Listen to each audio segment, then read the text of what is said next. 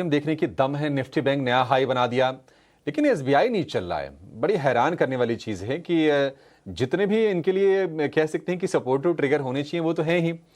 Interest rates कम हुए, credit growth बढ़ने की यहाँ से उम्मीद है, लिक्विडिटी अच्छी है, शेयर सस्ता है, रेपो रेट कट के बाद बहुत चला नहीं। और आज ऐसे माहौल में भी जब कोई शेयर थोड़ा नीचे होता है ना, एक ट्रिगर यह है कि 25,000 करोड़ रुपए का बैंक ये क्यूआईपी करने जा रहा है। 8 साल में पहली बार कोई फंड रेज का प्लान है। जरा चार्ट चेक करके बताइए कि इसमें उत्साह कब आएगा, किस लेवल के बाद आपको लगेगा कि नहीं अब दौड़ने के लिए तैयार है शेयर ये।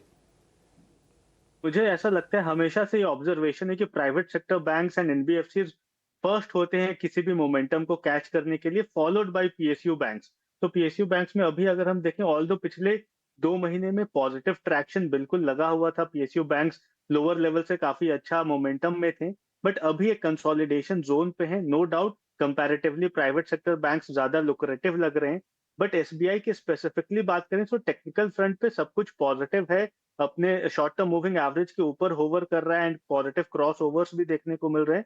बट हायर लेवल्स पे एसबीआई 810 815 काफी स्ट्रॉन्ग कंसोलिडेशन जोन है। तो जब तक 815 के ऊपर सस्टेनेंस नहीं दिखाता है तब तक मोमेंटम आना काउंटर में बचा रहेगा। बट 815 के बाद काउंटर में काफी स्ट्रॉन्ग ट्रैक्शन देखने को मिल सकता है। एंड मुझे लगता है 40-45 रुपीज के लेवल्स इसमें उसके बाद काफी स्ट्रांगली एंड काफी इमीडिएटली देखने को मिल जाएंगे। तो 815 एक क्रूशियल हर्डल है, बट लोअर एंड पे देखें तो 780 790 काफी स्ट्रांग सपोर्ट जोन भी है। तो कॉशियस साइन नहीं है, कंसोलिडेशन जोन में है काउंटर। 815 क्रॉस करते ही एक अच्छा बाइंग मोमेंटम एसबीआई में भी लौटते हुए दिखाई दे सकता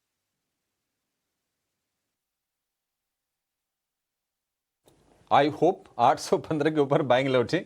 820 तक तो हमने भाव देखे थे जब आरबीआई की तरफ से रेपो रेट कट आया था। दिग्गज एसबीआई 803 आज का हाई है, लेकिन फिलहाल 796 रुपए का आप भाव देखेंगे। एक छोटे से ब्रेक का वक्त हो गया है। ब्रेक के बाद जब लौटेंगे तो जरा मेटल शेयरों पर चर्चा करेंगे, क्योंकि मेटल्स में मूव अच्छे हैं, ट्रेडिंग बाउंस के लिए जाने जाते हैं। जरा समझेंगे कि ये तेजी इन्हें कहां तक ले जाएगी और टेक्निकली कौन से शेयर अच्छे लग रहे हैं। दो शेयर कुणाल जी आप जरा निकाल के रखिए जो आपको मेटल में लगता है कि यहां से भी अच्छी तेजी दिखाएंगे और बढ़िया पैसे कमा के देंगे। पहले तो हम कहेंगे कि लास्ट वीक जब हम मिले थे यही टाइम पे, तभी भी हमने निफ्टी पे आउटलुक दिया था, तो बुलिश था। 25,600 तक के टारगेट्स थे निफ्टी के लिए, जो हमें लगता है कि अचीव हो जाएंगे। और बैंक निफ्टी जहाँ पे हम 57,100 के टारगेट्स रख रहे थे, वो आज के ट्रेडिंग सेशन में अचीव हो गए। अब यहाँ से जो एक्सटेंशन दिखाई दे रहा है बैंक निफ्टी के लिए, वो है 57,400 का, जो नेक्स्ट लेवल है इमीडिएट बेसिस पे। तो 57,400 तक के टारगेट्स रखे। और बैंक निफ्टी में जहाँ 25,600 इमीडिएट टारगेट दिखाई दे रहे हैं, और उसके ऊपर अगर सस्टेन करता है तो 25,800 तक के लेवल्स भी आ सकते हैं। सो ओवरऑल व्यू दोनों इंडाइसेस पे पॉजिटिव है। कोई भी इंट्राडे डिप मिलता है उसको यूटिलाइज करें बाय करने के लिए। जहाँ तक स्टॉक स्पेसिफिक की बात है, मुझे लगता है एक सेक्टर पे मैं फोकस यहाँ पे करना चाहूंगा। और हमने ये देखा है कि जो सेक्टर रोटेशन हो रहा है, यहाँ पे जो इम्पोर्टेंट सेक्टर दिखाई दे रहा है वो है metals. So I think metals में कहीं ना कहीं पॉजिटिव आउटलुक रहेगा जुलाई सीरीज के लिए। So metals as a stock I think पूरा सेक्टर काफी अच्छा करेगा। जितने भी हमने डिफेंस में ऑलरेडी एक रैली देखी थी, आई थिंक वहां पे हम कहीं ना कहीं एक प्रॉफिट बुकिंग हाई लेवल्स पे देखेंगे। तो कोई भी बाउंस है तो वहां पे प्रॉफिट बुक करना है। But metals as a sector मुझे लगता है कोई भी डिप मिलता है तो उसको यूटिलाइज करे बाय करने के लिए। आई थिंक जुलाई सीरीज का एक आउट परफॉर्मिंग सेक्टर हो सकता है मेटल्स। सो यहाँ पे फर्स्ट मेरा बाय कॉल रहेगा हिंडाल्को। तो हिंडाल्को ने ऑलरेडी एक सिमेट्रिकल ट्रायंगल का ब्रेकआउट दिया था। पोस्ट दैट हमने फॉलो अप बाइंग देखी है। सो हिंडाल्को पे बाय की सलाह रहेगी। यहाँ पे 660 का स्टॉप लॉस रखना है।